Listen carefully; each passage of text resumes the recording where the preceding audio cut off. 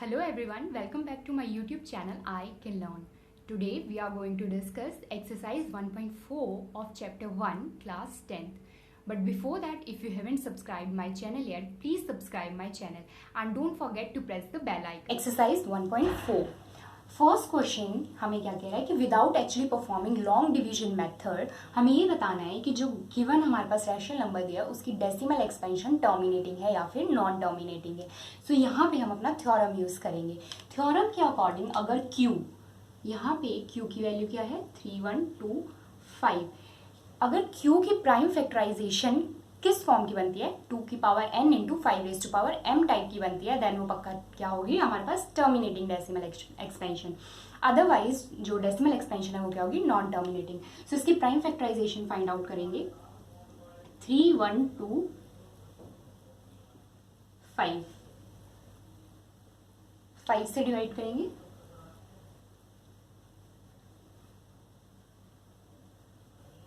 625 then 5 125 5 5 and 5 1 सो यहाँ पे Q की प्राइम फैक्टराइजेशन हमारे पास क्या आ गई 5 raise to power 5, hence 13 upon 3125 can be written as 13 upon 5 raise to power 5 में से लिख सकते हैं।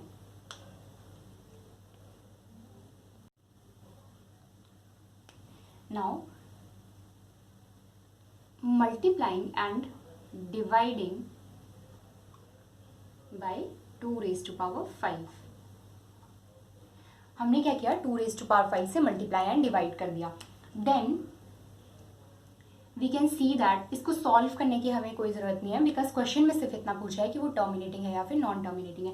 एंड वी नो दैट कि थ्योरम के अकॉर्डिंग अगर डिनोमिनेटर यानी q जो है वो 2 raise to power n into 5 raise to power m type का आ जाता है, देन वो क्या होती है टर्मिनेटिंग डेसिमल एक्सपेंशन होती है। सो यहाँ हमारे पास क्या आ गई 2 raise to power n into 5 raise to power m form आ गई। हेंस ये जो है हमारे पास क्या होगी terminating decimal expansion. So this will be terminating decimal expansion.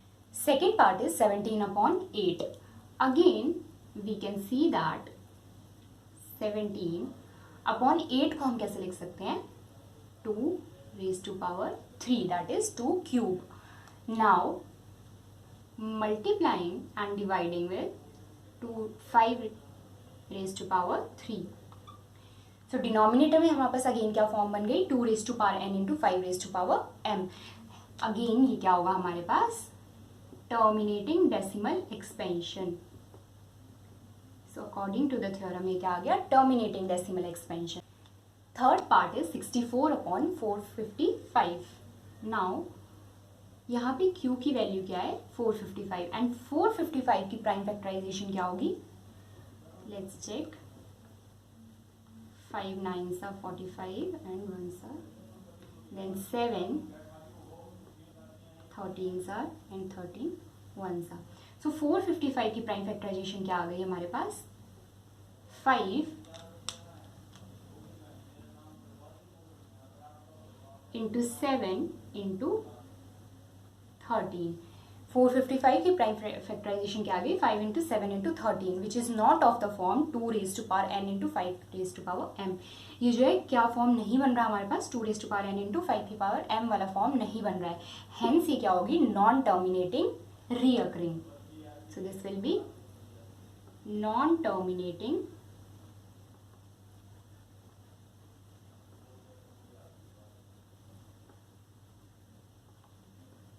reoccurring decimal expansion. Fourth part is 15 upon 1600.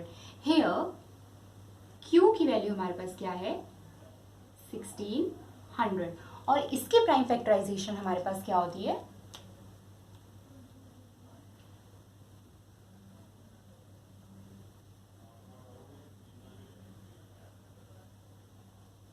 800 2 400s and 2 200s, 2 into 100 is equal to 200 50, 25, 5 5s are and 5 1s are. So clearly इसकी decimal expansion हमारे पास क्या आ गई, 2 raised to power 6 into 5 raised to power 2. Again Q किस form का आ गया, 2 raised to power 6 into 5 raised to power 2. Hence जो डेसिमल एक्सपेंशन हमारे पास आएगी वो क्या होगी, terminating decimal expansion. Fifth part is 29 upon 343.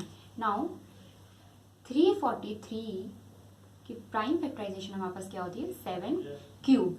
7 cube है डिनोमिनेटर में, यानी क्यू किस फॉर्म का, 7 क्यूब फॉर्म का. That is 2 raised to power n into 5 raised to power m form का हमारे पास नहीं है यहाँ पे क्यू. हेंस ये जो डेसिमल एक्सपेंशन है वो क्या होगी, non terminating and recurring. Six part में क्लियरली हमारे पास denominator 2 raised to power n into 5 की पावर m फॉर्म का दे रखा है. हेंस ये क्या होगी, terminating decimal expansion. 7 part 129 upon 2 square into 5 raised to power 7 into 7 raised to power 5. अब यहाँ पे 2 raised to power n into 5 raised to power m तो बन रहा है, बट साथ में हमारे पास 7 raised to power 5 भी आ रहा है. हमें क्या चाहिए कि डिनोमिनेटर सिर्फ और सिर्फ किन दो फैक्टर्स का हो, 2 का एंड 5 का, यानी 2 एंड 5 ही उसके प्राइम फैक्टर्स होने चाहिए, बट यहाँ पे 7 भी प्राइम फैक्टर आ रहा है. Hence this will be non terminating decimal expansion. 9 part is 35 upon 50. So 50 की प्राइम फैक्टराइजेशन हमारे पास क्या आएगी, 2 इंटू 5 स्क्वायर. सो डिनोमिनेटर किस फॉर्म का आ गया, 2 raised to power n into 5 raised to power m. Hence ये क्या होगी हमारे पास, terminating decimal expansion. Terminating decimal expansion. 10th part is 77 upon 210. 210 की प्राइम फैक्टराइजेशन हमारे पास क्या आएगी, 210. फर्स्ट ऑफ ऑल 2 से डिवाइड करेंगे, दैट इज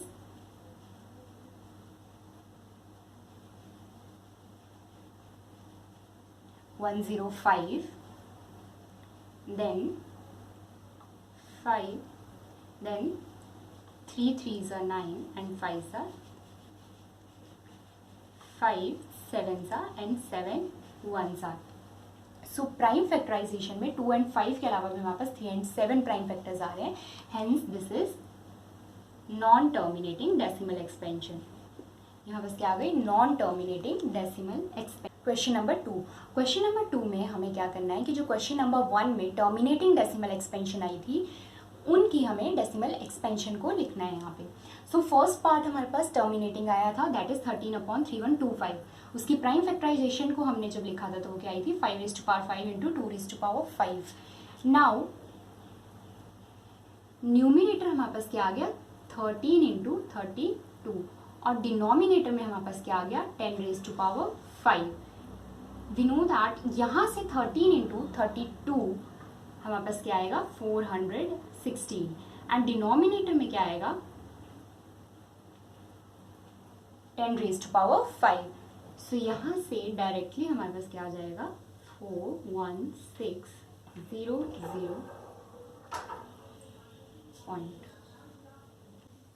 सेकेंड पार्ट भी हमारे पास क्या आया था, terminating decimal expansion, where decimal expansion, इसकी प्राइम फैक्टर्स हमारे पास क्या आए थे, 17 अपॉन 2 क्यूब. अब डिनोमिनेटर में 2 क्यूब था तो हमने क्या किया, multiplying and dividing bye 5 cube. 5 cube से मल्टीप्लाई एंड डिवाइड कर दिया.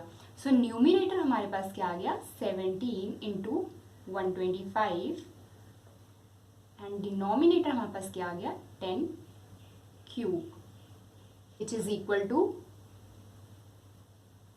2125 अपॉन 1000. सो यहाँ से क्या आ गया directly, 2.125. This can be written as 23 upon, इसे कैसे लिख सकते हैं, यहाँ से इसे 2 स्क्वायर इंटू 2 लिख सकते हैं. सो ये क्या हो जाएगा, 10 स्क्वायर आ जाएगा एक फैक्टर, एंड दूसरा फैक्टर आ जाएगा 2. 2 से 23 को डिवाइड कर लेंगे, दैट इज 11.5. अपॉन में हमारे पास क्या आ जाएगा 100, so this will B 0.115, right. Last हमारे पास था 9 पार्ट, दैट इज 35/50। इसे कैसे लिख सकते हैं हम, 35/50 की प्राइम फैक्टराइजेशन हमारे पास क्या थी,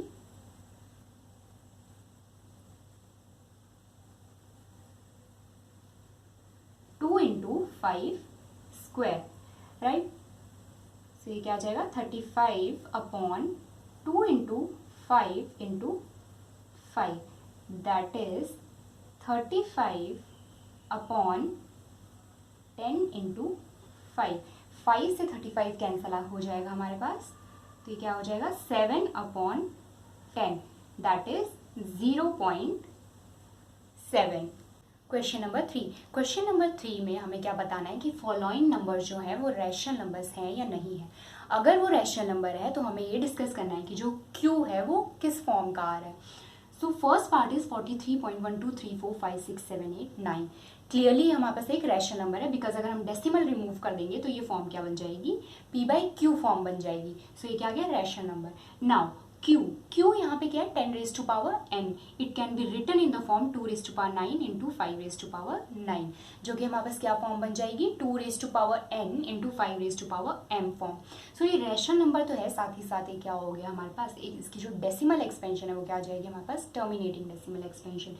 second part is 0.120 1200 1200 and so on up to. इस टाइप के एग्जाम्पल्स हमने पहले भी किए थे जो कि नॉन टर्मिनेटिंग होते हैं एंड नॉन रिकरिंग होते हैं, दैट इज कि वो नॉन टर्मिनेटिंग तो है, साथ ही साथ वो अपनी वैल्यू को रिपीट नहीं कर रहे हैं। सो ऐसे नंबर्स हमारे पास क्या होते हैं, इरेशनल नंबर्स होते हैं। थर्ड पार्ट इज 43.12345678 बार, यानी ये अपनी वैल्यू को रिपीट कर रहा है और ये क्या है नॉन टर्मिनेटिंग है। क्योंकि नॉन टर्मिनेटिंग एंड रीअकरिंग है, सो ये क्या होगा रैशनल नंबर पक्का होगा हमारे पास। सेकेंड थिंग, यहाँ पे जो क्यू की वैल्यू आएगी, क्योंकि ये नॉन टर्मिनेटिंग एंड रीअकरिंग है, सो क्यू किस फॉर्म का होगा, यहाँ पे क्यू जो है वो 2⁻n × 5⁻m फॉर्म का नहीं होगा, उसमें 2n ये वाली फॉर्म जो है नहीं बनेगी। Thank you for watching my video. If you like the video, do comment, share and subscribe my channel.